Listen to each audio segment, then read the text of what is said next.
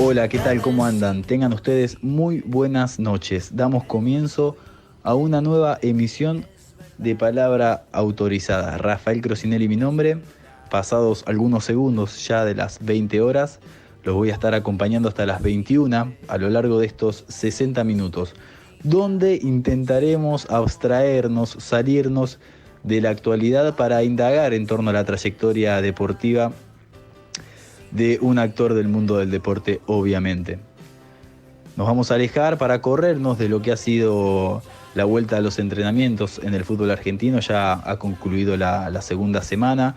También el tema internacional, la Europa League, la final de la Champions, que ha dejado a un nuevo campeón. Obviamente con sorpresas debido a las eliminaciones tempranas del Manchester City y del Barcelona de Messi. Pero en el día de hoy vamos a sorprender con lo que tenemos preparado para el programa. A partir de este momento y por Ecomedios AM 1220 presentamos Palabra Autorizada. Palabra Autorizada. Con la conducción de Rafael Crocinelli. Continuamos en Palabra Autorizada y como lo decíamos en la apertura, en el día de hoy tenemos una entrevistada muy particular, y digo bien, entrevistada porque tenemos a la primera mujer que sale en Palabra Autorizada. Se trata de una arquera, también socióloga, quien ha sido becaria doctoral del CONICET y arquera en grandes equipos, formada en Estados Unidos, con paso por River, Guayurquiza y también el seleccionado nacional. Estamos hablando de la señorita Gabriela Garton. ¿Qué tal, Gaby? Rafael Crocinelli te saluda. ¿Cómo te va? Hola Rafa, bien, ¿vos? ¿Cómo estás? Bien, Gabriela, como decíamos, el lujo de tenerte, de ser la primera mujer que tenemos en Palabra Autorizada para recorrer un poco lo que ha sido tu infancia, tu rica trayectoria deportiva y también el trabajo que haces afuera de la cancha, desde el lugar de socióloga, y también las producciones que ahondaremos más adelante. Pero para empezar este reportaje te vamos a utilizar como corresponsal allá en Australia, donde te encontrás ahora, para que nos cuentes cómo está la situación. Y la verdad que en un momento veníamos muy bien. Estábamos hace 2 meses, ya habíamos vuelto a los entrenamientos, estaba todo más o menos como encaminado a la vuelta, si se puede decir, a la normalidad. Y acá en Melbourne hubo otro brote, así que volvimos al aislamiento social, si lo quiere decir así, o un estilo de cuarentena. Y hace una semana empezaron a poner restricciones aún más estrictas, así que hoy se puede decir que más o menos estamos como en Buenos Aires, pero con un poco más de libertad, por lo menos para poder salir a entrenar un poco, pero siempre de forma individual, o si no, creo que podemos salir una vez al día para ir de compras. Hay algunos que tienen permisos para poder salir a trabajar, pero en este momento estamos en una situación parecida a ustedes por ahí por Argentina, así que, pero bueno, es justamente el único estado donde estamos así. En el resto de Australia ya están haciendo deporte. En otro estado ya hicieron un partido de fútbol australiano con hinchada.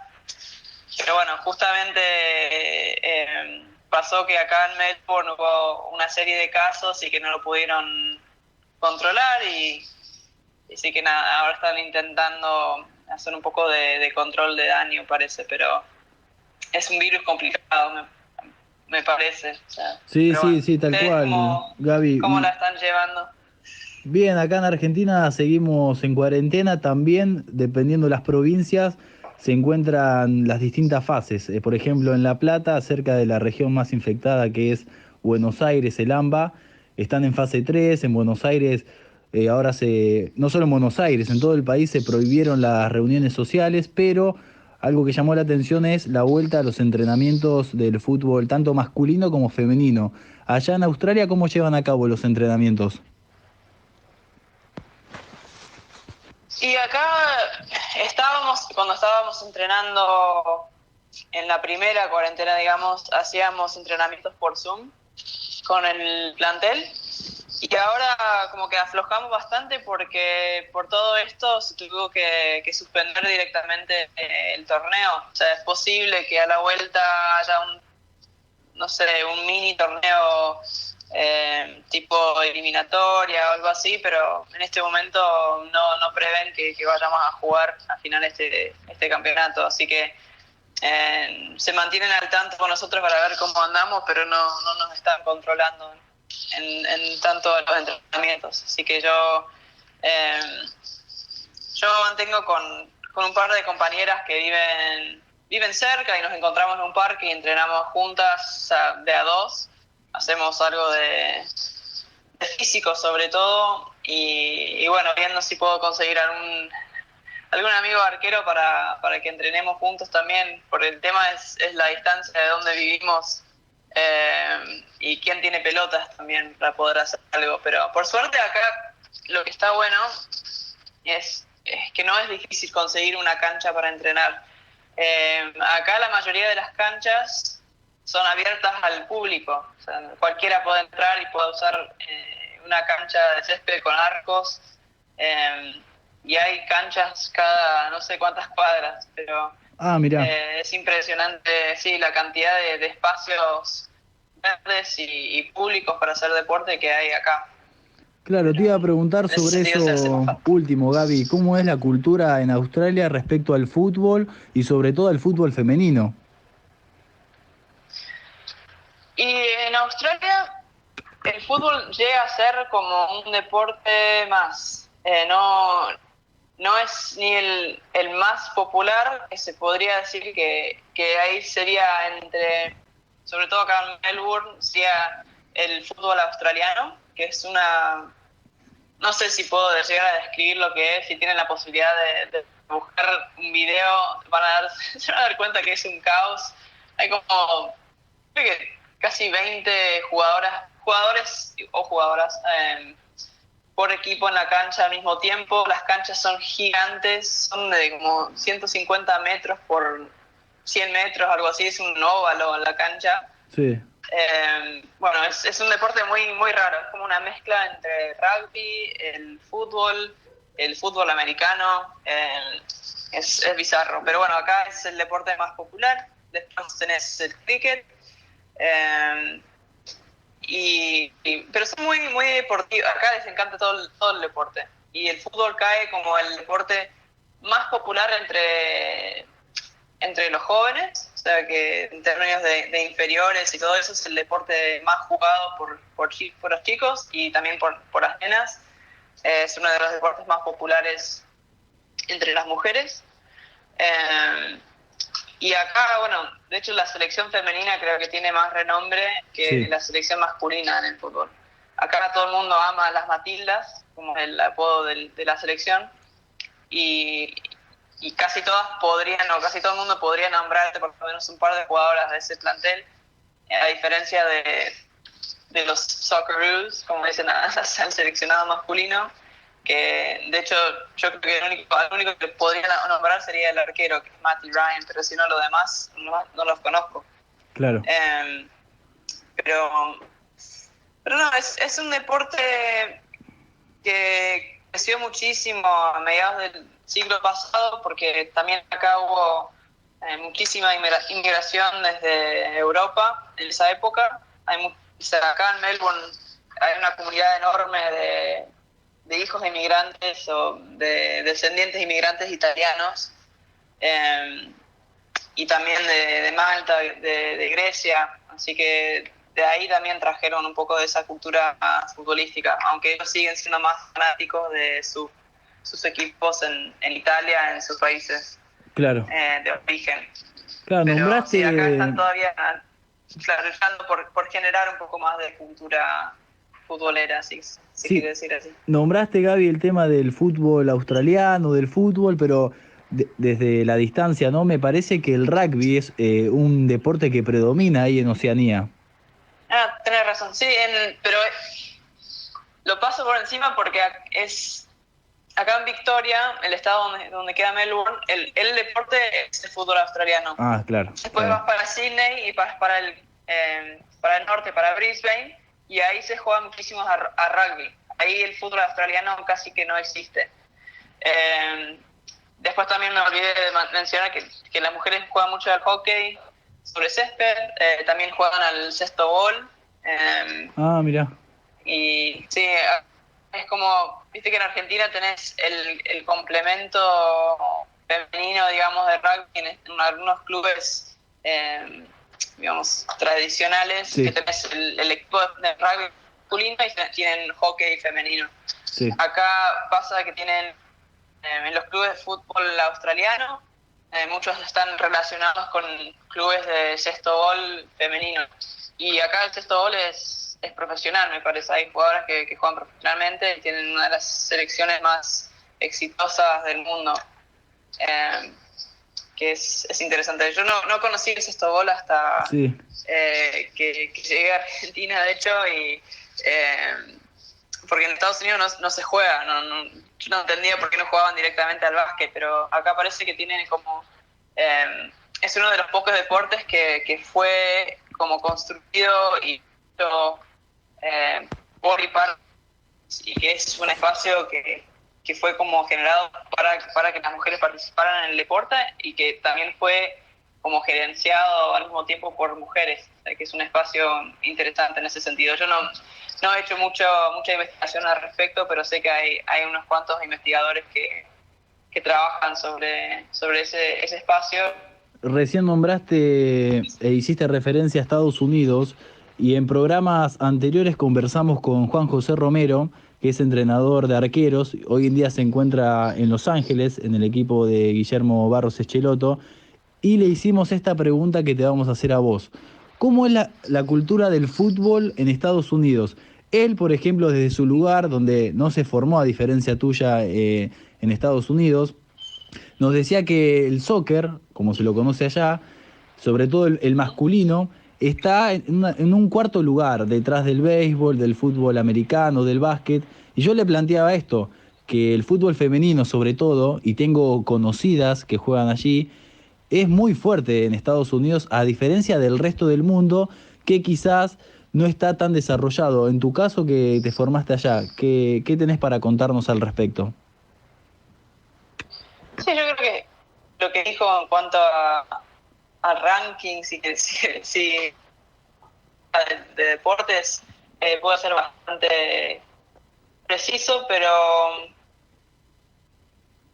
sí, o sea, si vas a comparar masculino es un poco difícil porque si comparas las selecciones, yo creo que sí, la selección estadounidense de mujeres es mucho más popular, mucho más conocido, mucho más, qué sé yo, bueno, más exitosa también ha sido la selección femenina, pero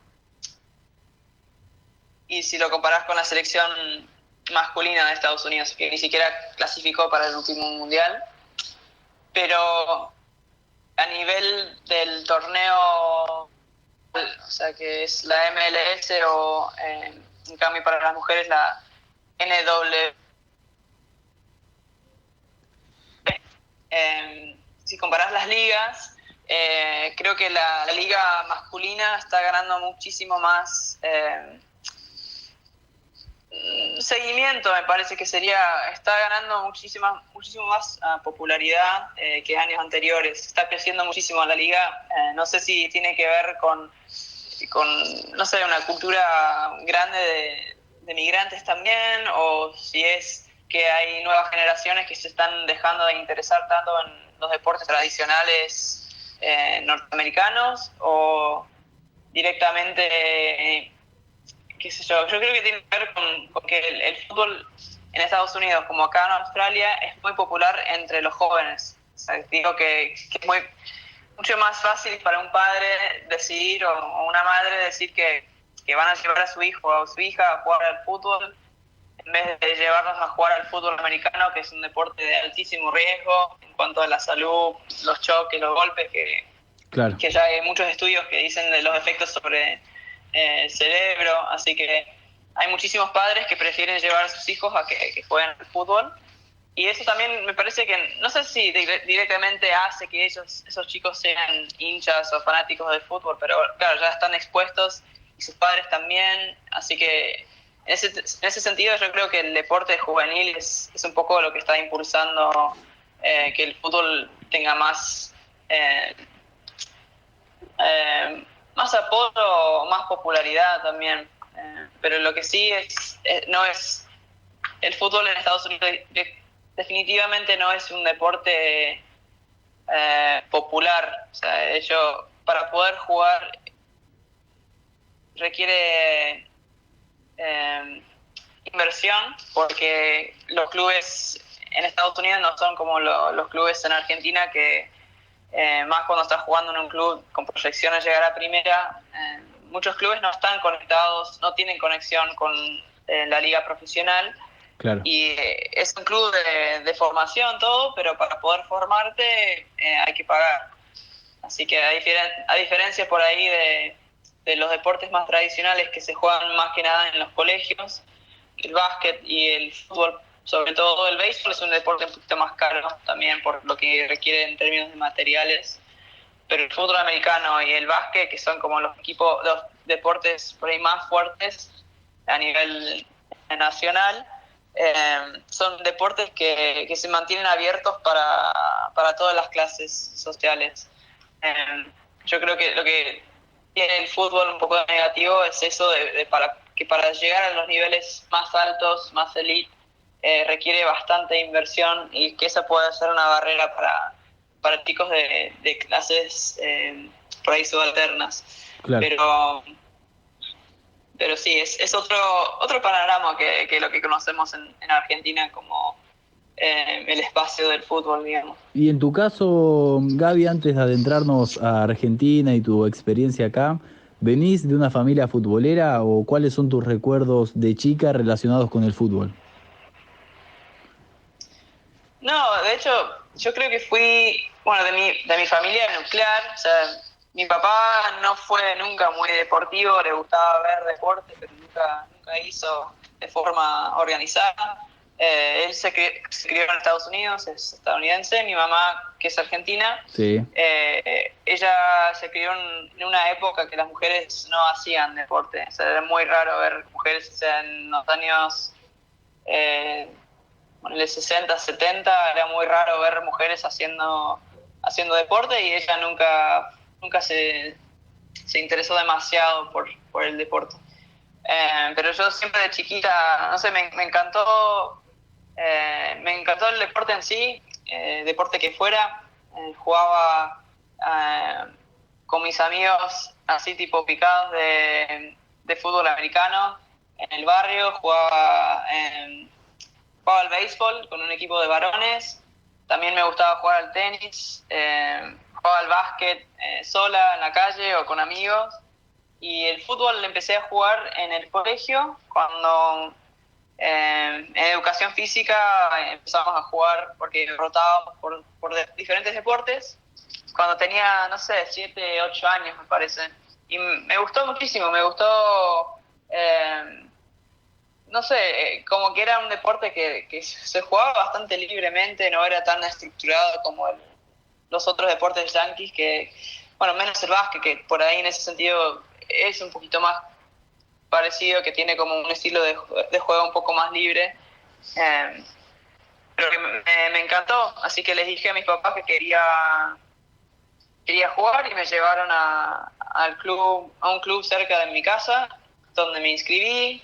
No, en realidad no era un club en sí, porque cuando empezás a jugar muchas veces directamente te inscribís en como una liga, y ahí según la cantidad de nenas o nenes inscritos, te inscriben en un equipo, te dividen así. Claro. Y es un poco al azar.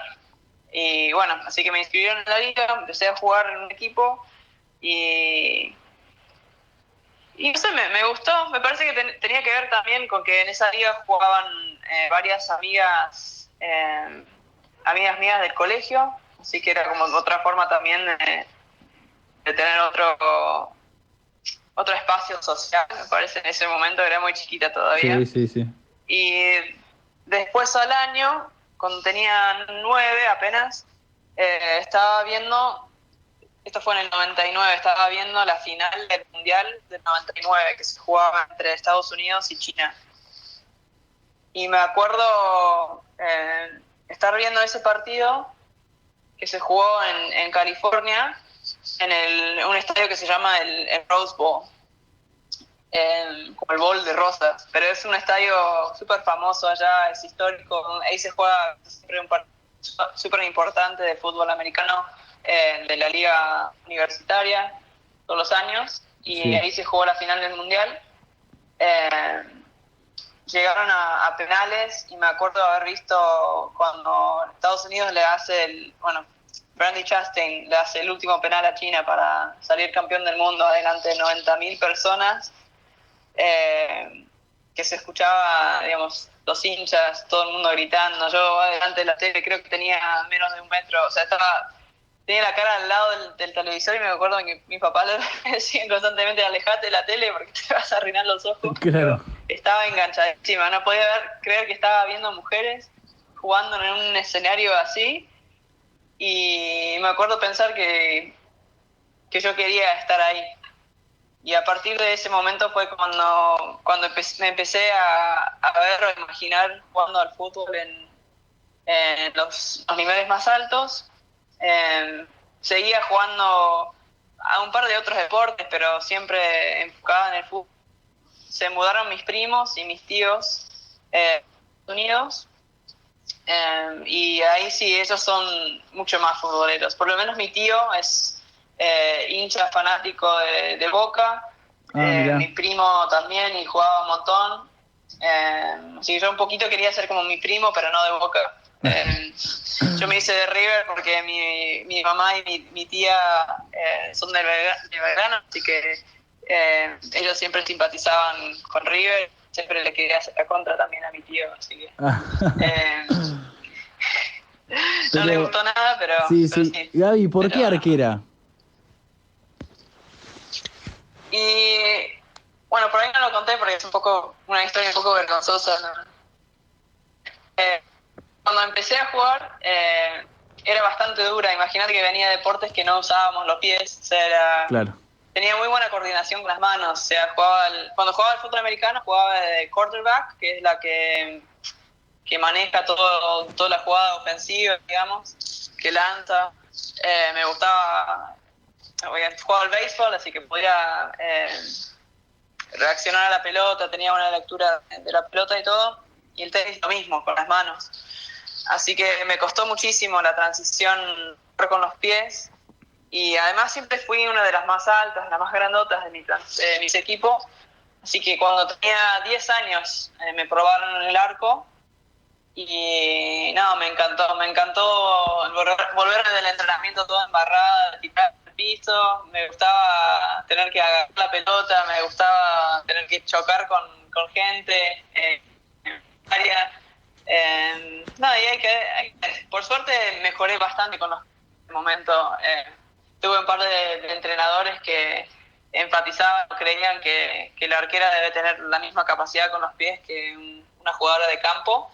Así Bien. que gracias a ese entrenador pude desarrollar bastante la capacidad con los pies, y es algo que cuando estaba en la facultad y un poco antes también me distinguía de las otras arqueras, porque también en esa generación lo que decía ese entrenador sobre las arqueras que deberían jugar con los pies, él era bastante solo en eso.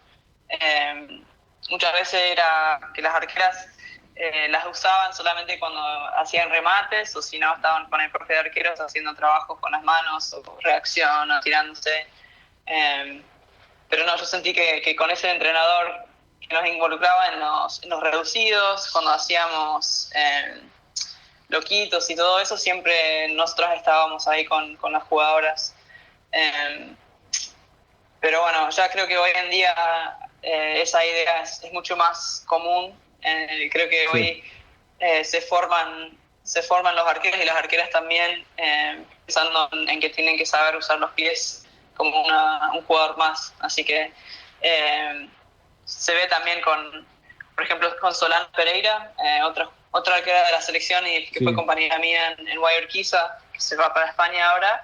Ella tiene una facilidad con los pies impresionante. O sea, también la metes a jugar con el equipo y va bastante bien. O sea, se atreve a hacer cosas en un partido que yo jamás haría, pero ella lo hace con tranquilidad y muchas veces sale de situaciones complicadas jugando en vez de directamente lanzar la pelota larga bajo presión.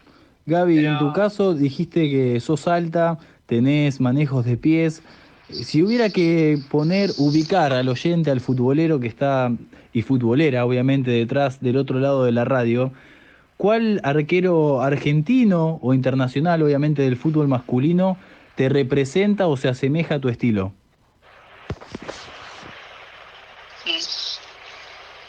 No sé, yo creo que intento copiar un poco a Neuer, porque yo siempre juego bastante adelantada, tratando de cortar la jugada detrás de la línea defensiva. Claro. Sé que Neuer es un ejemplo de lo que es, o sea, excepcional, obviamente, es uno de los mejores arqueros de los últimos tiempos, pero bueno, siempre creo que tenés que apuntar a lo más alto. Sí. Después, entre los arqueros argentinos, Emi Martínez me está empezando a gustar muchísimo. No sé si tanto por su forma de atacar, pero por su historia en el arco. Claro. O sea, el hecho de que estuvo en el banco bastante tiempo, estuvo jugando a préstamo, como que nunca lograba ahí ganar la titularidad o tener la posibilidad de demostrarse en el Arsenal, y él seguía ahí con perseverancia. Sí. Y ahora este año tuvo la posibilidad de ganar la Copa FA Cup con Inglaterra, o sea, con Arsenal en Inglaterra. O sea, me parece que esa historia es re lindo para muchos arqueros, porque nuestro puesto es particular en ese sentido de que a veces tenés que tener bastante paciencia y perseverancia siguiendo entrenando y preparándote cuando se te dé esa posibilidad de demostrarte. Y bueno, yo creo que su historia es bastante linda. Y bueno, después también me encanta Trapito, Barovero. Pará. Por lo que hace con... Tiraste distinto... No, Gaby, me metiste en un colador, me metiste a Neuer, a Martínez y Barovero, que tienen distintos estilos rotundamente. Son muy... Pero los admiro por diferentes cosas. Claro, está bien, sí. Pero tenés que quedarte con uno que te represente y vos digas, mira, yo soy parecida a Neuer, a Barovero o a Martínez. Quédate con uno, a ver. No, en estilo de atajar a Neuer. Bien, como líbero, bien. De esa forma. Bien, perfecto. Sí, no, pero digo, ¿puedo decir porque Barovero? Sí, obvio. No, Barovero porque lo respeto y lo muchísimo porque no le das 2 pesos si lo ves. Sí. O sea, así como si este no, ¿qué va a atajar? Y después en River estuvimos en el club al mismo tiempo, así que lo veía bastante cuando atajaba. Claro. Me llamaba la atención la forma que tenía de salir a ganar los centros. O sea, el tipo salía a todo y ganaba todo en el aire. Si este tipo mide, no sé, tiene la misma altura que yo, más o menos, un poquito más alto. Pero nada, que hablando un poco con el profe de arqueros del club, el contrato que a mí me entrenó un tiempito también, pero me contaba cómo logró llegar a eso, y que cuando apenas había llegado a River no era tan bueno en el aire, sino que fue algo que él fue trabajando todos los días, recibiendo 40 centros por entrenamiento, acostumbrándose a esas salidas y a tomar la decisión de cortar el juego. Y nada, eso como que me quedó grabado ahí pensando en, bueno, o sea, no es cuestión de si sos bueno o malo en algo, si no es, o sea, tu fuerte, hay que trabajar para que para que eso se pueda volver tu fuerte, porque yo creo que es una de las cosas que destacaba a Barovero en su juego, o sea, más pensando en su altura. Pero bueno, eso es lo que me llamó la atención de él y también su forma de ser, que es bastante tranquilo, humilde. O sea, una vez vino a hablar con nosotros en el club y era un tipo, sí, como te digo, que parecía un tipo cualquiera, no era el arquero yo creo que es el club más grande de Argentina, pero no, es esas cosas que por ahí... tener esa cercanía un poco también creo que te genera respeto que yo llego a desarrollar para ciertos arqueros o ciertos jugadores también. En tu caso, Gaby, ¿con qué escenario te encontrás cuando arribás a Argentina en lo que respecta a fútbol femenino? Era una situación muy diferente a la que yo conocía en Estados Unidos. O sea, yo venía de jugar en la universidad, donde, bueno, en Estados Unidos la liga universitaria, más en ese momento, ahora ya se está desarrollando muchísimo más la liga profesional, pero yo cuando estaba en la universidad no había una liga profesional femenina, o recién cuando yo me recibí se estaba armando creo que el primer torneo. Vamos la radio, somos tu voz, vamos con Eco, siempre la verdad y la mejor información. ¡Ay, pero qué tarde que se me hizo! Me tengo que apurar porque si no, no llego.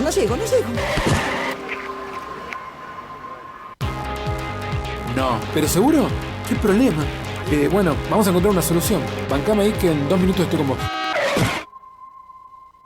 Bueno, vos ahora te tenés que ir. Sí, pero yo quiero hablar de esto ahora. Cuando llegue a casa te llamo. 3 de cada 10 muertos en el tránsito son peatones. Cruzá siempre por la senda peatonal o esquina, respetando los semáforos. Allí, todos los vehículos deben darte prioridad. Luchemos por la vida. Gracias por quedarte en casa. Gracias por no ser familiero. Por el aguante de vivir sin fútbol. Por hacer que cada día sea distinto para los más chicos. Pero también gracias por salir y arriesgar tu vida para salvar muchas otras. Por ir al campo. Por llevar el trabajo a los más importantes. Por estar ahí, en la caja del súper, como si nada hubiese cambiado. Gracias por el esfuerzo, por el optimismo, por darle para adelante. Aislados, pero más unidos que nunca. Argentina Unida. Argentina Presidencia. Podés vernos en vivo en ecomedios.com. Contenidos audiovisuales. Conectate con nosotros. Contestador 5-254-2353.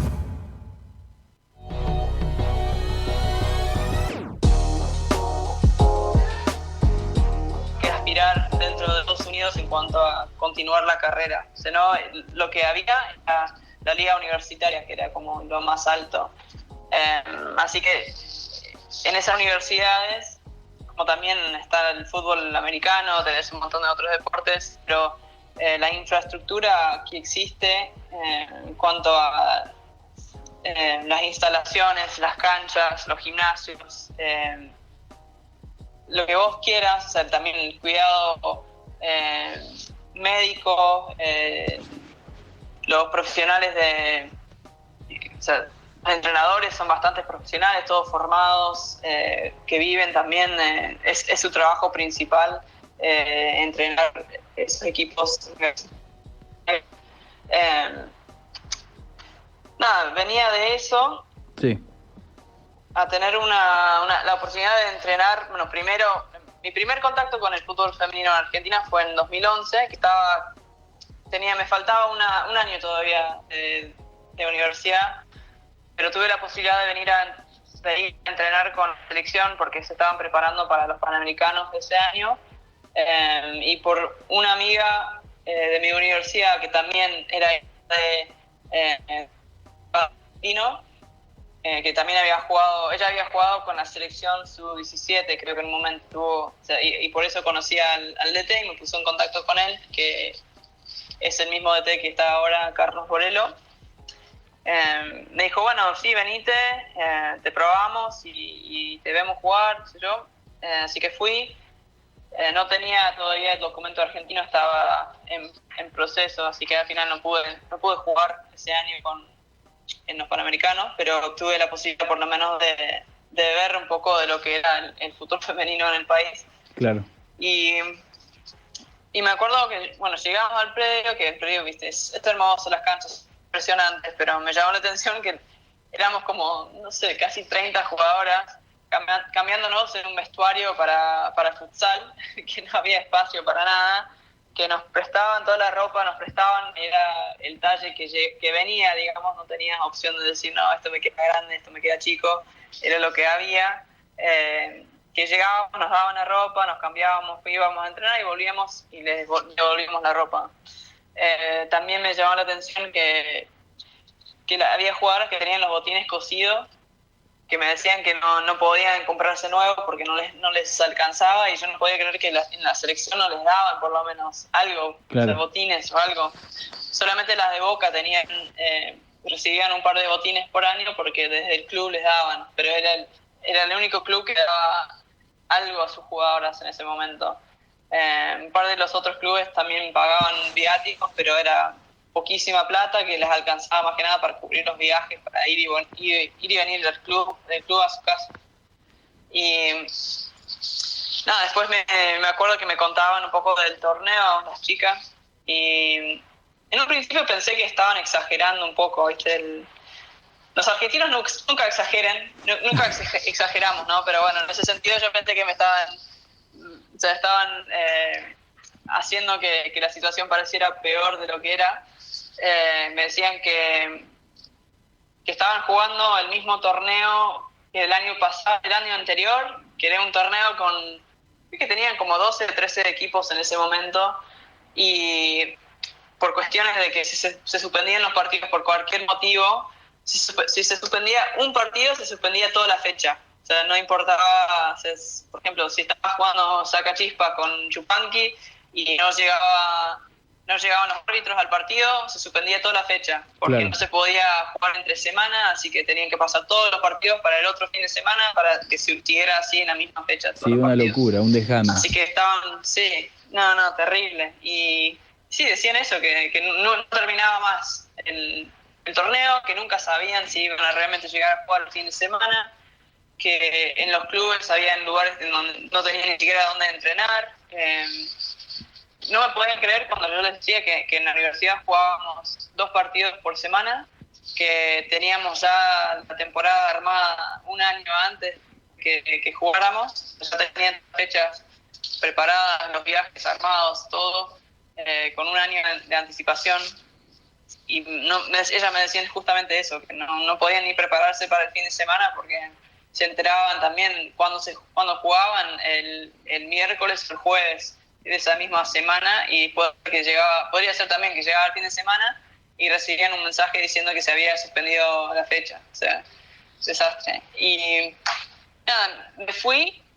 Después de un par de semanas también pude volver para pasar un poco de la pretemporada con ellas más adelante. Y nada, fui aprendiendo también aprendiendo de a poquito, porque claro, o sea, era muy nueva yo y tampoco me iban a compartir la vida, pero fui conociendo un poco más a las chicas, y me quedé con ganas de volver y de investigar un poco, pero no como científica social en ese momento. Yo en la licenciatura estudié estudios hispanos, que es más como estudios culturales o más de letras, digamos. Sí. Y con esa formación no sentía que tenía la preparación como para poder pensar en estudiar un fenómeno social, pero nunca, no se me dio por pensar, bueno, por ahí podría hacer una carrera en sociología o hacer algo en otra cosa para poder estudiar esto, pero sí lo que me llamó la atención era que la diferencia abismal que había entre el fútbol femenino y el masculino en Argentina, y también entre el fútbol femenino en Argentina y el fútbol femenino que yo conocía en Estados Unidos. Sí, sí, Y sí. yo sé que está generando esta grieta, así que a pesar de los deseos de mis papás, le dije que quería ir a jugar a Argentina, porque también tenía una compañera que estaba jugando en River, me decía que necesitaba una arquera y que yo quería ir a experimentar lo que era jugar en otro país, bueno, con proyecciones de jugar en selección. Así que le dije a mi papá que me iba a Argentina a jugar un rato, unos años, le dije, ya llevo ¿cuántos años ya? Desde principio de 2013 que llegué a River. Claro. Y bueno, ahí empecé jugando en River y al tiempo entré en contacto por un conocido en común con Pablo Alabarces, que hoy en día es mi director de beca CONICET, es mi codirector de tesis, y fue el que me empujó hacia hacer una maestría primero en Psicología de la Cultura y Análisis Cultural en la UNSAM, y con miras de hacer el doctorado en Ciencias Sociales en la UBA, que es lo que estoy completando ahora.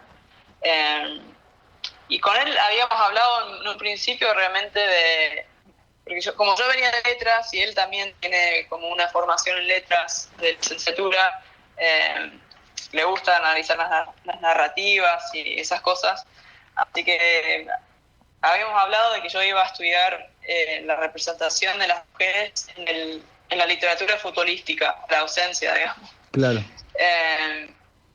Al tiempito, cuando me sale la beca y recibo también los comentarios de los evaluadores, digamos, que pusieron en la tesis que les gustaría ver un poco más, estudiar a la situación de las mujeres en el fútbol en realidad, o sea, en la vida real, digamos. Y bueno, lo tomé muy en serio a eso, y trabajando muy en conjunto con mi directora de tesis, Verónica Moreira, que es antropóloga, Sí. me tiré por este lado y terminé haciendo una etnografía del Club Ayurquiza, que ahora con la tesis de doctorado se extendió un poco también a un estilo de autoetnografía, incluyendo a mis experiencias también en la selección y este proceso de cambio que hemos visto en estos últimos años. Así Sí. que, Gaby, pero sí fue pongo un stop ahí recorrido porque medio raro. he leído tu libro, Guerreras, Fútbol, Mujeres y Poder, muy interesante. Ahora nos vamos a meter, de hecho, en eso. Pero antes, para ir cerrando acerca de lo que es tu trayectoria deportiva, quisiera saber algunas cosas. Por ejemplo, si alguna vez te llamaron para jugar en el seleccionado estadounidense de fútbol. Femenino, obviamente. No, nunca. Allá es como muy difícil llegar a esa instancia.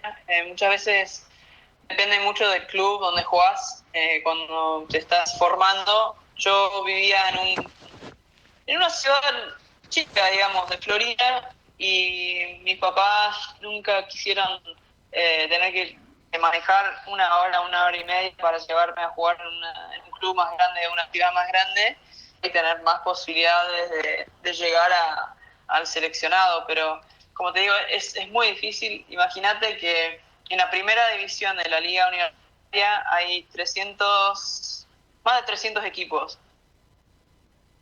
O sea, con eso entendés que para Claro. llegar a esa primera división de la Liga Universitaria, tenés que ser elegida de una cantidad impresionante de jugadoras o de otras arqueras de todo el país. Creo que hace unos años, creo que fue en 2016 que sacó, 2014, no me acuerdo bien la fecha, pero sé que la FIFA sacó como un censo del fútbol femenino que decían que en el mundo había 6 millones de jugadoras registradas, y de esas 6 millones la mitad estaba en Estados Unidos y Canadá. Claro.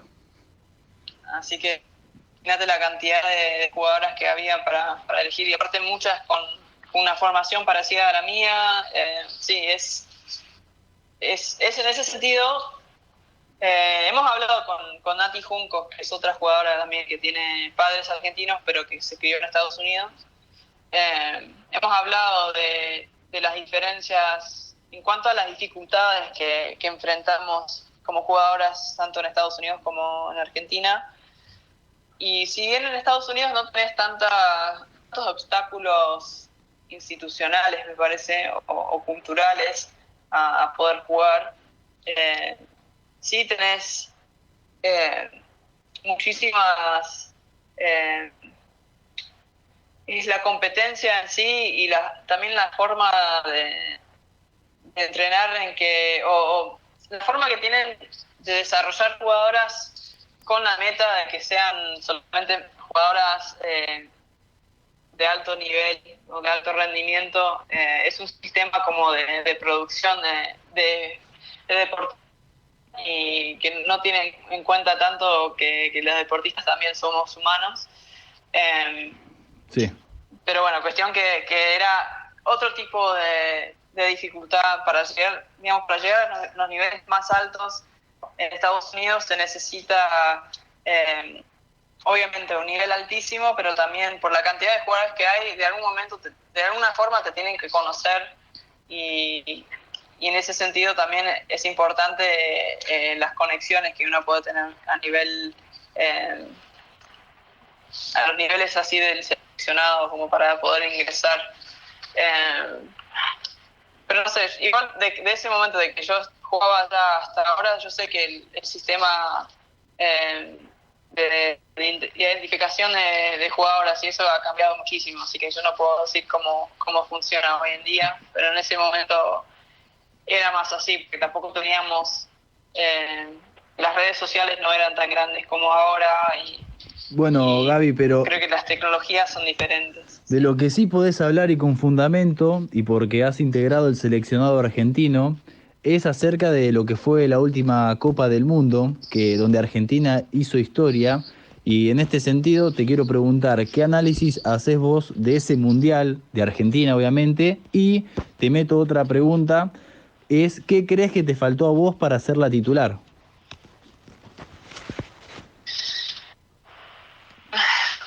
Este último Mundial me parece que fue... No sé si marcó un antes después, pero sí que va a ser una fundamental de la historia del fútbol femenino argentino. Yo creo que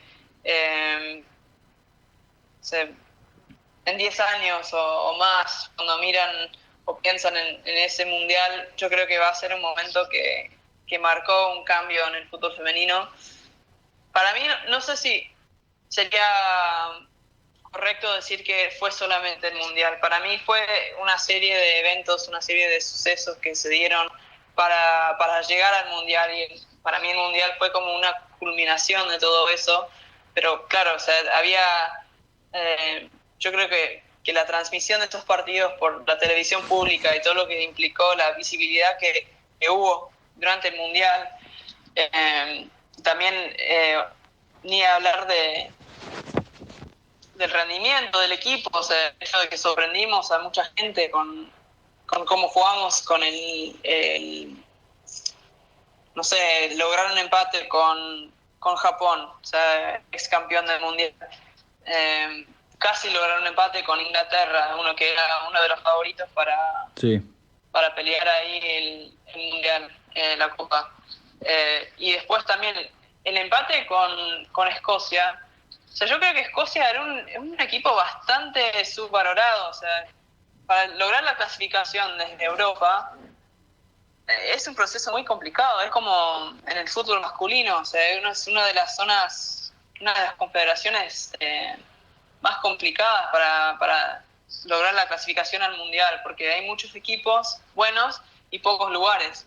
Así que para que tengan una idea, Escocia, si bien era el primer mundial que jugaba, o sea, todo el equipo jugaban en la Premier, básicamente, de Inglaterra. Hay otras que juegan en la liga estadounidense, o sea, juegan en los niveles más altos del fútbol mundial. Sí. O sea, ese plantel, creo que ese empate creo que fue increíble, y justamente Escocia no lo podía creer, porque las jugadoras no lo podían creer, porque ¿quiénes éramos nosotros de Argentina? O sea, que supuestamente íbamos a también hacer unos 3 puntos fáciles, aunque bueno, ya creo que en ese partido ya no eran 3 puntos fáciles por lo que habíamos hecho contra Japón en Inglaterra. Pero claro, para Escocia ya estar ganando 3-0 faltando menos de 20 minutos, ya así, bueno, este partido ya está, ya clasificamos a la próxima ronda, porque con eso Escocia pasaba de ronda. Claro. Y no, yo creo que lo que pudimos demostrar en ese partido era la garra que tenemos como equipo, y que eso creo que fue lo que nos llevó a esa instancia desde un principio. Por todo lo que... Porque yo creo que la jugadora de Argentina no es que solamente es luchadora dentro de la cancha, o sea, sino que todo el tiempo está luchando para todo. O sea, es una lucha por condiciones básicas, es una lucha por respeto, es una lucha por ganarse un lugar en la sociedad, es una lucha, no sé, por tener, como te digo, o sea, por tener una cancha para tener donde entrenar, para recibir, o sea, un viático que por lo menos te cubra los costos de viaje. O sea, es una lucha constante. Yo creo que en ese partido se pudo ver esa lucha, ese espíritu de lucha que tenemos como equipo y como representantes también de las jugadoras que se quedaron en Argentina, digamos, porque yo no sé si yo creo que ese espíritu de lucha está en casi todas las que juegan en la primera división, por ejemplo, o hasta la B y la C del torneo local, porque es una lucha, te digo, constante, solamente para poder estar en un espacio donde recién ahora está siendo más aceptable que estemos las mujeres. Yo creo que en ese sentido ese partido fue como el más representativo de nuestro juego. Y respecto a la otra pregunta, a mí me parece que fue una competencia bastante pareja entre Vani y yo, y claro, también estaba Solana ahí. Sí. Me jugó muy en contra. En las semanas previas al Mundial tuve una lesión en el flexor de cadera. Sí. Y estuve entrenando a medias, digamos, en las semanas previas al Mundial. Así que era como...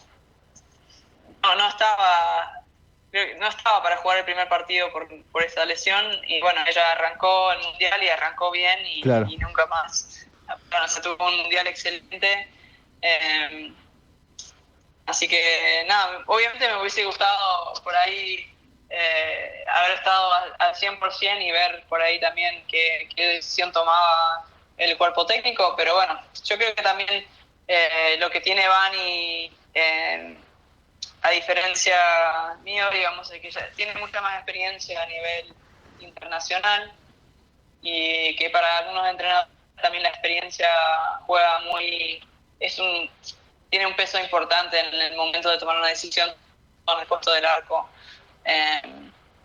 Y nada, yo creo que, como te digo, creo que Vani no cumplió por encima de las expectativas de muchos y jugó un mundial que creo que nunca más se va a olvidar de eso, y que también es un mundial que como que le brindó otra vida dentro del fútbol todavía. O sea, ahora cumplió 37 y ahí yo creo que va a llegar a jugar otro mundial. Es como que le dio, qué sé yo, es linda la historia de Vani también. O sea, fue como para ella una revancha del primer mundial, tener sus hijos, poder volver al fútbol y lograr lo que logró es una linda historia. Así que, nada, o sea, como te digo, me hubiese gustado obviamente tener la posibilidad, pero bueno, el puesto de arquero es complicado en ese sentido. Sí, lo que hablábamos hoy. Bueno, te da la sensación y las ganas de seguir luchando para yo tener la revancha para la próxima. Pero bueno, el fútbol es un deporte, puede ser cruel a veces, pero también puede ser hermoso, así que yo estoy esperando tener esa segunda posibilidad de jugar un mundial. Así que Bien, Gaby, nos corre el tiempo, nos quedan un montón de cosas afuera de la nota, pero para cerrar te propongo un ping pong. No sé cómo estás para el juego de mesa. bueno, acá, como te digo, todavía sigue siendo bastante temprano, así que si mis reacciones fallan, ya sabes. Dale, arrancamos. Si tuvieras que elegir a 4 personalidades del deporte para comer un asado, ¿a quién elegís? 4 personajes. Uy.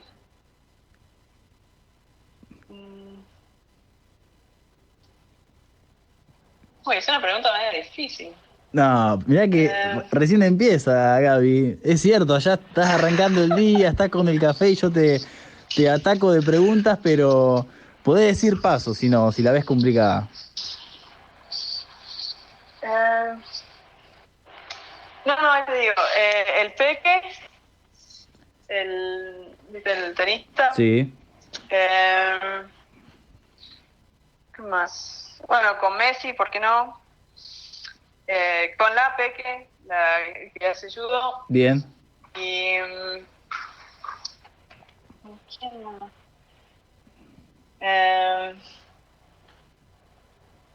No, y te diría alguna jugadora de otra selección, pero la verdad que hay muchas que son veganas, así que nunca da para invitar a una vegana a un asado. Bueno, pero puedes llevar su vianda. No, hay otra jugadora que me encantaría conocer, muchísimas. No, la arquera inglesa, me encanta cómo ataca. Bien. Karen Barnsley. Sí, sería un rejunte medio raro, pero bueno. No, está linda, listo, quedamos así. ¿Una frase? Una frase.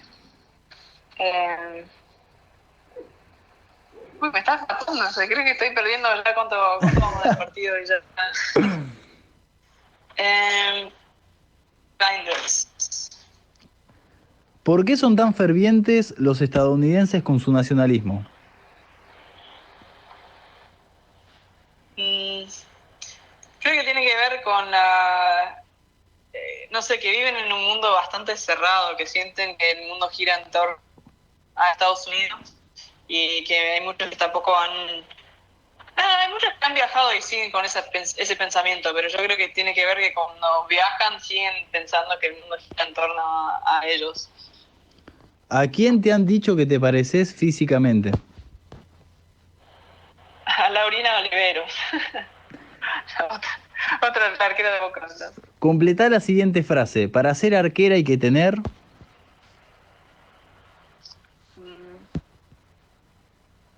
Concentración. ¿Ganar jugando bien o con ganar simplemente alcanza? No,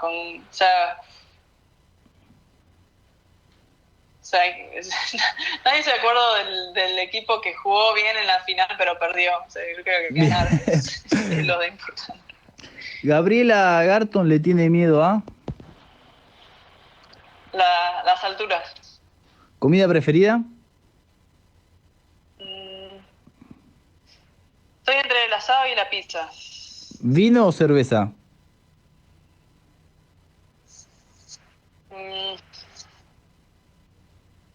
Asado o pizza. Depende, no sé. Bien. ¿Mano a mano? Las dos cosas. ¿Mano a mano o penal? Penal.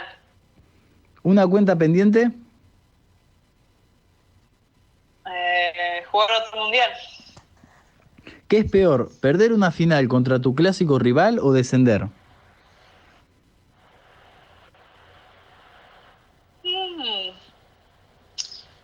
Creo que descender. Peor. Uy, esa fue una pregunta.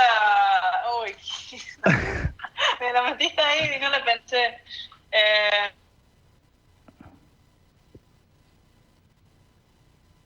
¿Nos quedamos con descender, Gaby, o querés cambiar? No sé, yo creo que para los hinchas sería peor perder una final contra tu rival, pero para un jugador tener que jugar, o sea, descender y tener que jugar toda una temporada en la B o en la segunda división sería, o la división por debajo donde está, sería peor en ese sentido. Bien, la más ingeniosa en esta respuesta ha sido en todas las emisiones de palabra autorizada. Últimas dos, una banda de música.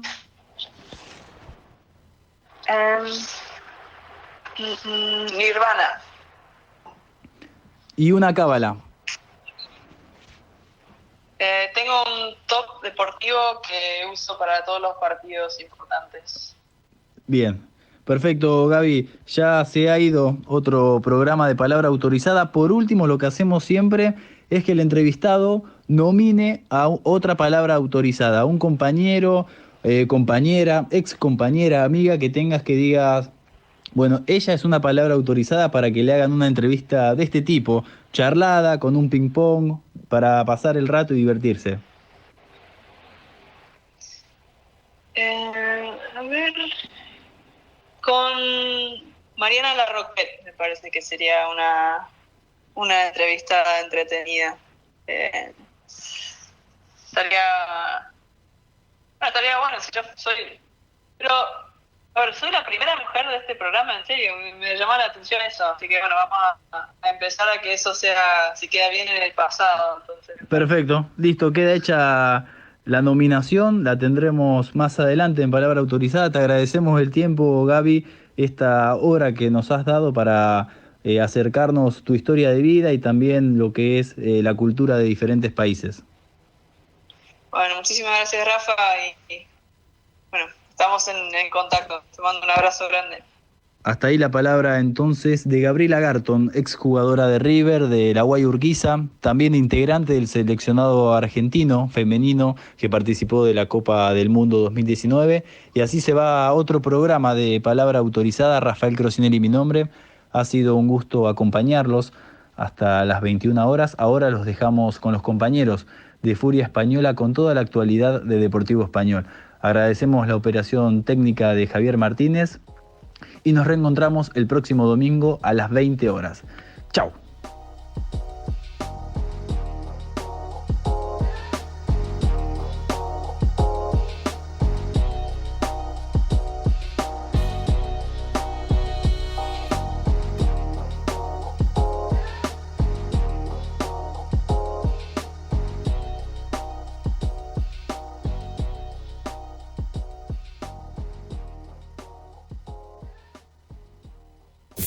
Desde Buenos Aires, transmite LRI 224, AM 1220, Ecomedia.